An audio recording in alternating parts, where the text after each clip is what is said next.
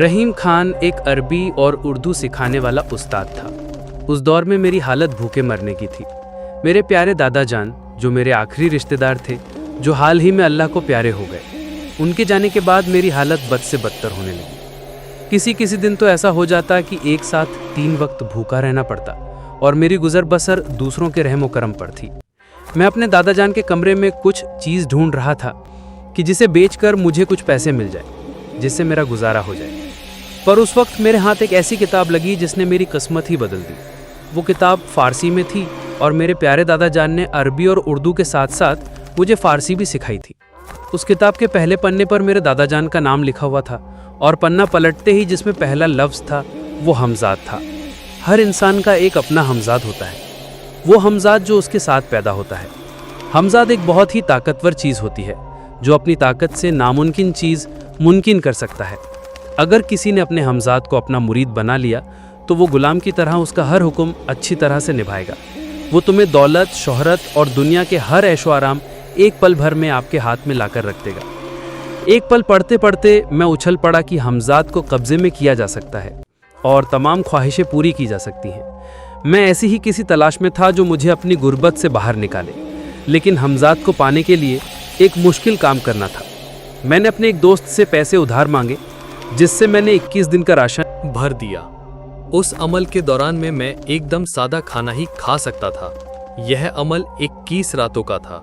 हर रात 12 बजे मुझे एक रोटी बनानी थी और चिराग को देखकर वह अमल करना था, और 3 बजे के आसपास वो रोटी मुझे गांव के दूर एक पेड़ के नीचे रखकर आनी थी, और चाहे जो भी हो मुझे मुड़कर नहीं देखना था। पहली रात जब मैं रोटी रखने गया तो मुझे लगा जैसे कोई लंबा चौड़ा इंसान मुझे देख रहा हो और वह कुछ अमल की हिदायत थी, लेकिन मैंने मुड़कर नहीं देखा। अगली रात मैंने पहले जैसा ही किया, लेकिन जब मैं रोटी रखकर मुड़ा तो मेरे कानों में एक अजीब सी आवाज आने लगी। रहीम मियाँ, हमसे खफा हो क्या?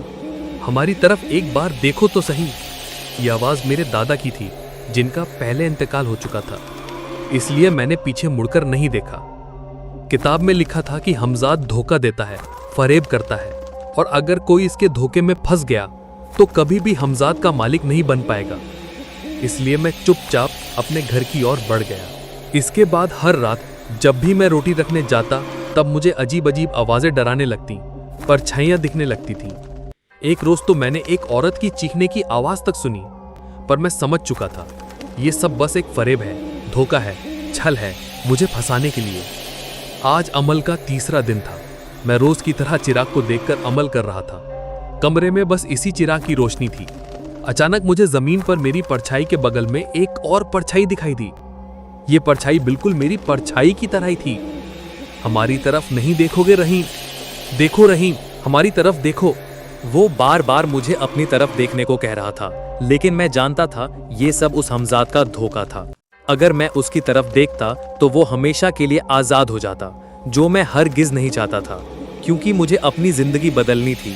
मैं गरीबी से बहुत तंग आ चुका था। उस रात पूरे वक्त वो मेरे बगल में बैठा रहा, बार बार मुझे डराने की कोशिश करता रहा, अजीब अजीब आवाज़ें निकालता रहा। उसने हर मुमकिन कोशिश पूरी की मुझे डराने की, लेकिन मैं बिल्कुल नहीं डरा। मैं बड़ी शिद्दत से अपना अमल कर रहा था। घड़ी में 3 बज चुके थे और मेरे अमल पूरा करते ही मेरे बगल से हमजाद गायब हो गया। आज आखिरी रात थी जब मुझे पेड़ के नीचे रोटी रखनी थी। मैं जानता था हमजाद कुछ ना कुछ ज़रूर करेगा, और वैसा ही हुआ।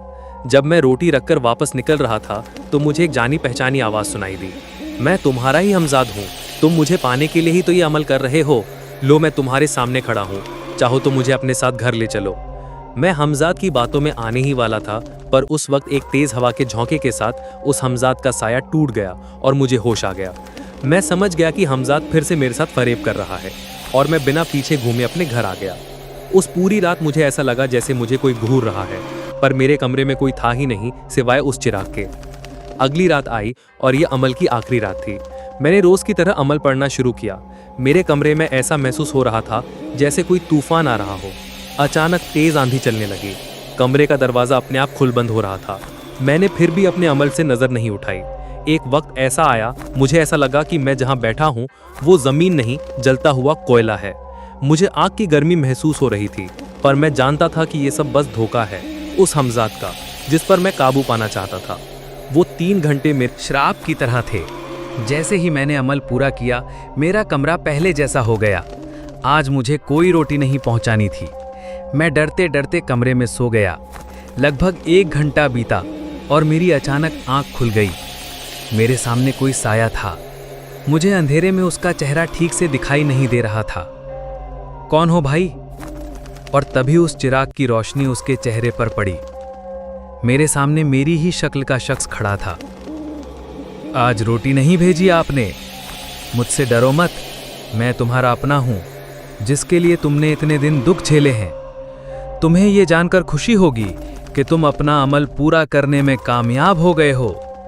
मैं तुम्हारा हमजाद हूं और अब से तुम्हारा हर हुक्म मानूंगा, पर इससे पहले मेरी कुछ शर्तें हैं जो तुम्हें माननी होगी। कैसी शर्तें?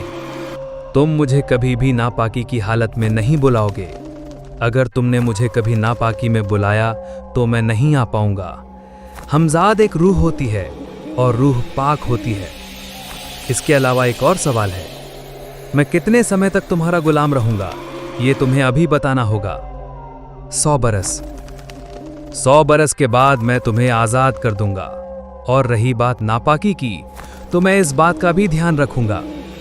मंजूर है, मैं तुम्हारा हर हुक्म पूरा करूंगा। इस वक्त तुम्हें कुछ चाहिए क्या? किसी चीज की जरूरत है? हमजाद के पूछते ही मुझे एकदम अपनी भूख याद आ गई और मैंने जल्दी से कहा, मुझे इस वक्त बहुत भूख लगी है, कहीं से अगर खाना मिल सके तो अच्छा है। जो हुक्म मेरे आका। हमजाद पल भर में ऐसा लजीज खाना ले आया। कई दिनों से मैंने ऐसा खाना नहीं देखा था और ना ही खाया था। मैं ऐसे भूखे की तरह उस खाने पर झपट पड़ा था। मेरे खाने के बाद मैंने उससे पूछा, क्या तुम सबको दिखाई देते हो या सिर्फ मुझे? नहीं, मैं सिर्फ अपने मालिक को ही दिखाई देता हूं और सुनाई देता हूं। हमजाद को हासिल करने के बाद मैं बहुत खुश था। मैंने कुछ ही दिनों में अपनी जिंदगी बदल दी थी। अब मेरा टूटा फूटा घर एक आलीशान हवेली में बदल गया था। मैं लोगों की मदद करने लगा था। एक दिन मेरे पास मेरा पुराना एक दोस्त आया। मैं बर्बाद हो गया भाई रहीम, वो चोर मेरा सब कुछ छीनकर भाग गया। फिक्र मत करो हमजाद, जाओ उस चोर को मेरे सामने लेकर आओ। और पल भर में हमजाद चोर को घसीटता हुआ मेरे सामने लेकर आ गया। मेरा पुराना दोस्त ये देखकर हैरान हो गया। उसे लगा जैसे मैंने कोई जादू हासिल कर लिया हो। उस दिन से दूर दूर तक मेरे चर्चे होने लगे। लोग मुझे रब का बंदा समझने लगे। सब कुछ बहुत अच्छा चल रहा था। एक दिन मैंने एक लड़की को देखा। मुझे उसे पाने की ख्वाहिश होने लगी। उस रात मैं 1 बजे तक बेचैन था। तभी हमजाद मेरे सामने आया। मैंने उससे पूछा, बताओ क्या बात है? मैंने तो तुम्हें नहीं बुलाया। कहने लगा, मैं तुम्हारे ही जिस्म का हिस्सा हूं। मैं तुम्हारी बेचैनी समझता हूं। तुम्हें वो लड़की चाहिए, मैं उसे अभी तुम्हारे सामने हाजिर करता हूं। पर मैं उसे कैसे मनाऊंगा? फरेब से झूठ सोच कर रखो। हमजाद गायब हो गया और जब वो आया तो लड़की मेरे बिस्तर पर थी। मैं उसके पास गया तो उसकी नींद खुल गई। उसने मलिका, ये मेरी दुनिया है और मैं इस दुनिया का मालिक हूँ और तुम यहाँ मेरी दुनिया में हो। मेरा दिल तुम पर आ गया है। मैं तुम्हें दिल और जान से मोहब्बत करने लगा हूँ। पर मैं आपको नहीं जानती। मेरी आपसे गुजारिश है, मुझे मेरे घर भेज दो। आज रात तुम मेरी शहजादी बनोगी। तुम्हारे खूबसूरत बदन ने मुझे तुम्हारा आशिक बना दिया है। अगर तुम चाहो तो मैं तुम्हें घर वापस भेज सकता हूँ, पर तुम्हें एक रात मेरे साथ बितानी होगी। मुझे यकीन है तुम्हें मेरी मलिका बनना पसंद आएगा। वो लड़की शर्मा गई। मैं समझ गया वो मेरी बातों में फंस गई और उस रात मैं उसके साथ था। अगली कई रातों तक मैं उसे बुलाता रहा। एक दिन उस लड़की के पांव भारी हो गए। वो मेरे बच्चे की माँ बनने वाली थी, इसलिए उसे मुंह मोड़ लिया और हमजाद से किसी और लड़की को लाने के लिए कहा। और उसके बाद मैंने कई हसीनों के साथ रात गुजारी। धीरे धीरे मेरे शहर की कई लड़कियां मेरी वजह से पेट से हो चुकी थी। मैं डर गया कहीं मेरा राज सबके सामने ना आ जाए। मैंने हमजाद को हुक्म दिया, शहर की बाहर की लड़कियों को लाओ। एक रात हमजाद ने लखनऊ के नवाब की शहजादी को मेरे सामने पेश किया, पर जैसे ही मैं उसके पास गया तो शहजादी ने मुझे धक्का देकर खुद से दूर कर दिया। दूर हो जाओ हमसे। तुम्हारी हिम्मत कैसे हुई मुझे यहाँ लाने की? क्या तुम नहीं जानते हम लखनऊ की शहजादी हैं? पर अब आप हमारी मलिका हैं और आप पर सिर्फ हमारा हक है। ऐसा नहीं हो सकता। क्योंकि हमारे बाबा ने हमारी शादी तय कर दी है और उनकी जुबानी हमारी जिंदगी है। हम आप पर जोर ज़बरदस्ती नहीं करेंगे, लेकिन हर रात आपको यहाँ उठाएंगे जब तक आप हमें खुद से नहीं अपना लेती। शहजादी साहिबा हमें घूरती रही और ऐसे ही रात सूखी सूखी गुजरी। सुबह हमने हमजाद को हुक्म दिया, शहजादी को वापस उनके महल में छोड़ कर आ जाओ। शहजादी ने सारा किस्सा अपने बाबा नवाब साहब को सुना दिया। वो परेशान होकर सिपाहियों के साथ कोई भी स्थान आए, पर हमजाद को हमने हुक्म दे दिया था, तुम यहाँ से सभी लड़कियों को उनके घर छोड़कर आओ। उसके बाद हमजाद कोहबिस्तान से उड़ान छू गया। अपने बाबा जान से बताया और उन्होंने अपने मौलवी को बताया। मौलवी समझ गए कि ये किसी पहुंचे हुए इंसान का काम है। मौलवी ने शहजादी के कान में कुछ कहा, पर ये बात मेरा हमजाद सुन नहीं पाया। जी मौलवी साहब, क्या कोई और तरीका नहीं कि जिससे उस शैतान इंसान को पकड़ा जा सके? यही एक तरीका है नवाब साहब, आप मुझ पर यकीन रखें, शहजादी पर एक आंच तक नहीं आएगी। उस रात मैंने हमजाद को फिर हुक्म दिया शहजादी को लाने के लिए, और पल भर में शहजादी मेरे सामने थी। मलिका हुस्न, कैसी आप? अब तक तो अच्छे थे, पर अब पता नहीं क्या होगा। वही होगा जो आपको मंजूर होगा। अच्छा, क्या आप हमारे लिए मिठाई मंगा सकते हैं? मैंने एक कनीज को मिठाई लाने को कहा ही था कि आप इतने में हमें यहाँ ले आए। जैसा हुक्म, जो शहर की सबसे बढ़िया मिठाई हो लेकर आओ। मेरा हमजाद शहर की सबसे अच्छी मिठाई लेकर आ गया। शहजादी ने 2-3 मिठाई के पीस अच्छे से खाए, फिर बिस्तर पर लेट गई, हमें बिना हमारी इजाज़त के छूना तक नहीं। उस रात मैं शहजादी को देखता ही रह गया। अगली सुबह हमजाद शहजादी को वापस उसके महल छोड़ आया। अगली रात मैंने हमजाद को फिर शहजादी के पास भेजा, लेकिन इस बार हमजाद खाली हाथ वापस आया। तुम खाली हाथ क्यों? और शहजादी कहाँ है? मेरे आका, मैं शहजादी के करीब ना जा सका क्योंकि उसके आसपास लकीर खींची गई है। अगर मैं उनके पास गया तो मैं पूरी तरह से ख़त्म हो जाऊंगा। मुझे 2 रातों से किसी औरत का जिस्म नहीं मिला था। मैं बेचैन था, इसलिए मैंने हमजाद से किसी और लड़की को लाने के लिए कहा। मैं इस बात से अनजान था कि मौलवी ने मेरे शहर की मिठाई देखकर ये सब पता कर लिया था। मैं यहाँ लड़कियों में मसरूफ़ था और वहाँ मौलवी साहब मेरी शख्सियत मिटाने में मशहूर था। अचानक मेरे दरवाजे में ज़ोर से खटखट हुई। मैं किसी लड़की के साथ था। मैं अपने कपड़े पहनकर बाहर जाने लगा। इतनी रात में किस मनहूस की मौत आई है? मैंने देखा कि मेरी मौत का पैगाम लिए कुछ आदमी सामने खड़े थे। वो मुझे कत्ल करने आए थे, जिनके हाथों में हथियार नजर आ रहे थे। पकड़ो इसे, ये बचने न पाए, कत्ल कर दो इस शैतान को।